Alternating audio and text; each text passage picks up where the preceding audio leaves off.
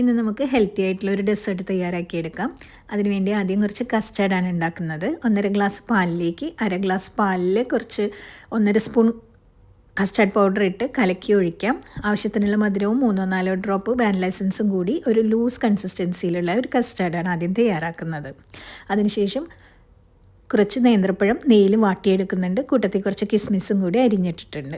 പിന്നെ കുറച്ച് caramelised oats ആണ് ഉണ്ടാക്കുന്നത്. ഷുഗർ ഒന്ന് കളർ മാറി വരുമ്പോൾ ഒരു കഷ്ണം ബട്ടറും കൂടി ഇട്ട് നല്ല വറുത്ത ഓട്സോ അല്ലെങ്കിൽ അവിലോ ഇട്ട് നമുക്ക് കാരമലൈസ്ഡ് ആയിട്ട് ഓട്സ് ഉണ്ടാക്കിയെടുക്കാം. നമുക്ക് ഈ ഡെസേർട്ടിന് ആവശ്യമായത് കുറച്ച് വറുത്ത അവിലും അതുപോലെ തന്നെ പൊടിച്ചെടുത്ത കപ്പലണ്ടിയും കാരമലൈസ്ഡ് ഓട്സും കുറച്ച് നെയ്യിൽ വറുത്തെടുത്ത നേന്ത്രപ്പഴം, അതില്ലെങ്കിൽ ചെറുപഴം കട്ട് ചെയ്തതായാലും മതിയാവും. ഇതെല്ലാം നല്ലൊരു ഗ്ലാസ്സിൽ നമ്മുടെ ഇഷ്ടത്തിനനുസരിച്ച് ലെയർ ചെയ്തെടുത്തു കഴിഞ്ഞാൽ നല്ല ടേസ്റ്റിയായ ഡെസേർട്ട് തയ്യാറാക്കിയെടുക്കാം. തണുത്തതാണ് വേണ്ടതെന്നുണ്ടെങ്കിൽ കസ്റ്റർഡ് ഒന്ന് നമുക്ക് ഫ്രിഡ്ജിൽ വെച്ച് എടുത്താൽ മതിയാവും കേട്ടോ. ഇതൊന്ന് ഉണ്ടാക്കി നോക്കി അഭിപ്രായം പറയാൻ മറക്കരുത്. റെസിപ്പി ഇഷ്ടമായാൽ ഫ്രണ്ട്സിലേക്ക് ഷെയർ ചെയ്യാനും ലൈക്ക് ചെയ്യാനും കമൻറ്റ് ചെയ്യാനും എൻ്റെ ചാനലൊന്ന് സബ്സ്ക്രൈബ് ചെയ്ത് സപ്പോർട്ട് ചെയ്യാനും മറക്കരുത്.